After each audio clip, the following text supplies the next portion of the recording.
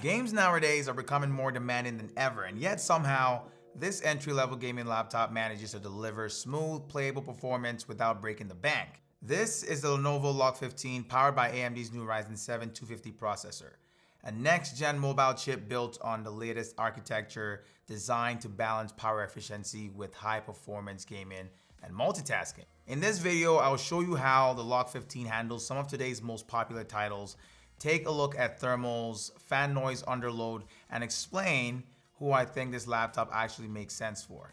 Well, let's get right into it. The LOQ 15 isn't exactly trying to win a beauty pageant, which might actually be a good thing since that helped in keeping build costs down. The design is simple, it's clean and modern, and the whole thing is wrapped in a stealthy lunar gray finish. It weighs just over 5 pounds and just under an inch thick at its tallest point. The build quality screams rugged and durable, and I think it's pretty solid and well built with nothing flashy but nothing cheap either. Now, you get a full-size keyboard with the option of either a white or a 4-zone RGB backlight. And up top is a sharp 5-megapixel QHD webcam. On the right side, there's a USB Type-A, a USB-C 3.2 Gen 2 with power delivery, and a combo headphone jack. Around back, you get 2 more USB-A ports, an HDMI 2.1 port, Ethernet, and a 245-watt power input for this configuration. Now, that's a very well thought out setup that helps in keeping cables completely out of the way when the laptop is in use. The model I'm testing comes with an RTX 5060 laptop GPU with 8 GB of VRAM, but you can bump that up to a 5070 if you want a bit more headroom. It's paired with AMD's Ryzen 7 250 processor, which puts out solid multi-threaded performance for improved battery efficiency, gaming, and creative style work. Out of the box, it ships with 32 GB of DDR5 RAM, but a 16 GB config is also available. Storage-wise, this unit comes with a 1 TB M.2 SSD, though you can opt for 512 GB or up to 2 TB depending on your needs. The configuration I have features a 15-inch 1440p panel with a 165Hz refresh rate, 350 nits of brightness, a 3-millisecond response time, and built-in NVIDIA G-Sync support. In terms of pricing, the LOQ 15 sits at the most affordable end of Lenovo's gaming lineup. Lenovo's AI Engine Plus built into the LOQ 15 brings automated performance to the table. It's powered by the Lenovo LA1 chip, and it uses machine learning to optimize your system in real time, adjusting power delivery, thermals, and performance based on your current activity. The LOQ 15 also brings with it the new Legion Space, providing real-time access to system metrics like CPU, GPU, as well as RAM usage. It's clean, it's intuitive, and it's designed for gamers who want control without the added complexity. Using the FN plus Q shortcut, you can instantly switch between the system's power modes, going between quiet, balance, and performance as needed.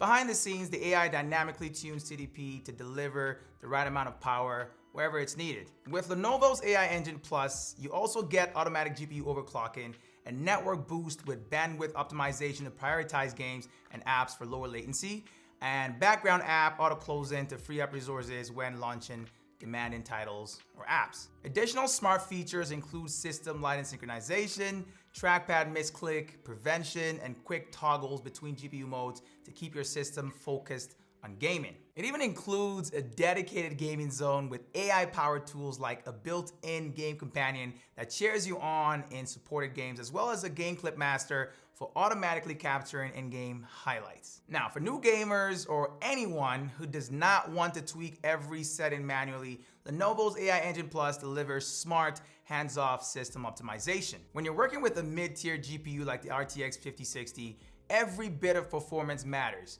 That's where DLSS 4 with multi-frame generation comes into play. Instead of relying solely on raw rendering power, DLSS 4 uses AI to generate up to 3 extra frames between traditionally rendered ones.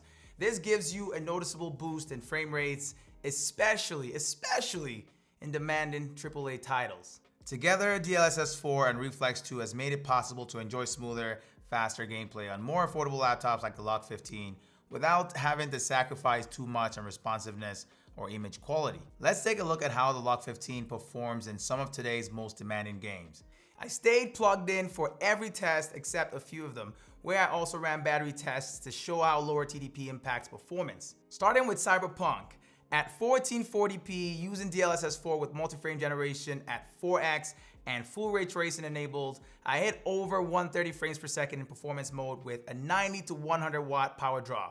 Balanced mode still held 100 to 120 FPS at slightly reduced wattage. Dropping to 1080p, FPS jumps to over 150. On battery, 1440p still pushed 100 to 120 frames per second, while 1080p delivered 90 to 120, showing how well DLSS 4 holds up even at lower power. Next up is Wukong Black Myth, another AAA title with full DLSS 4 support. At native 1440p, real gameplay ran above 100 frames per second with 4 times frame gen enabled and ray tracing turned off.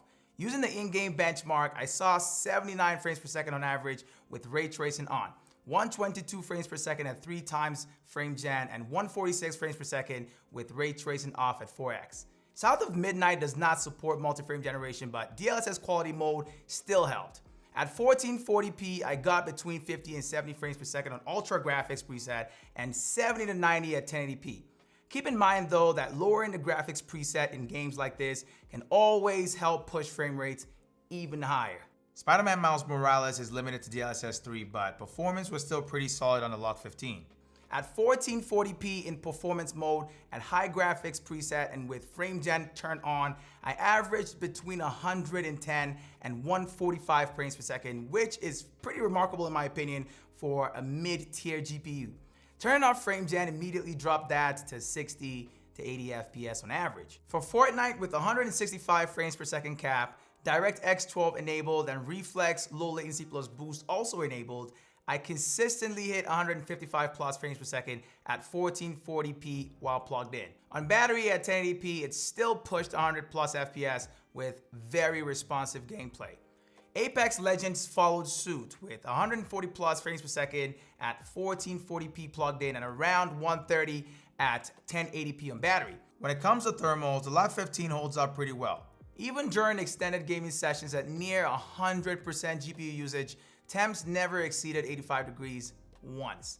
Most of the time, with the GPU drawing between 80 and 115 watts under heavy load, temperature hovered between 79 and 82. Fan noise was very reasonable too. In quiet mode, the system is nearly silent, while in balanced and performance modes, the fan curve ramps up with load, but never reaches that obnoxious level that you usually find in some older generation gaming laptops. Lenovo's hypercooling chamber plays a big role here. Air is pulled in through the bottom vents, ran across the critical components to cool them, and then expelled through rear exhaust vents.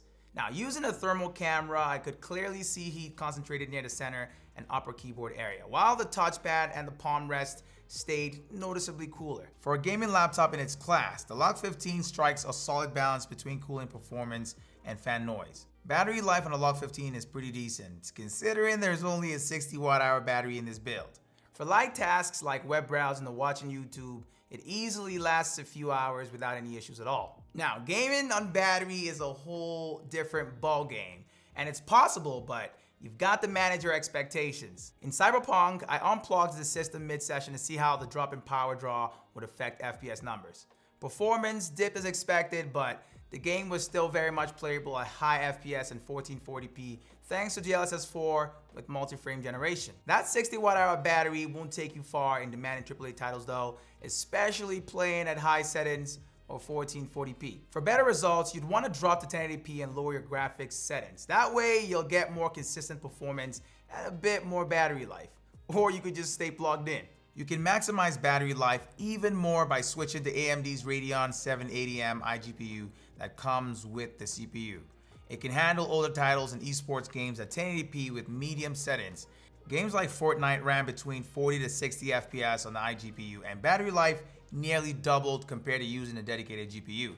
There was also virtually no fan noise at all. The LOQ 15 comes with Rapid Charge Pro for quick top-ups when needed, and still I recommend keeping the system in conservation mode in order to help preserve long-term battery health. So here's the bottom line. If you're looking for smooth 1080p or 1440p gaming, especially modern AAA titles, the LOQ 15 delivers solid value. DLSS 4 with multi-frame generation makes a big difference in performance, letting the RTX 5060 punch above its price range. AMD's Ryzen 7 also delivers excellent battery efficiency and enhances the overall gaming experience. For battery use, 1080p is a sweet spot, especially in games that do not fully support DLSS 4, and to extend battery life while gaming when using the iGPU. When you're plugged in though, 1440p is totally viable, even in more demanding titles. DLSS 4 multi-frame generation support is also rolling out to more titles very quickly, so this setup is only going to get more capable over time. This laptop is a great pick for entry-level PC gamers, students, or anyone moving up from tablets or consoles. That said, it's not meant for playing on ultra settings in games without DLSS 4 support. But if you want dependable performance without breaking the bank, the LOQ 15 is a solid place to start. To find out more information about it, go ahead and check out the link that I've included down in the description box below. I appreciate you for watching. It's Tommy, and I'm out, y'all.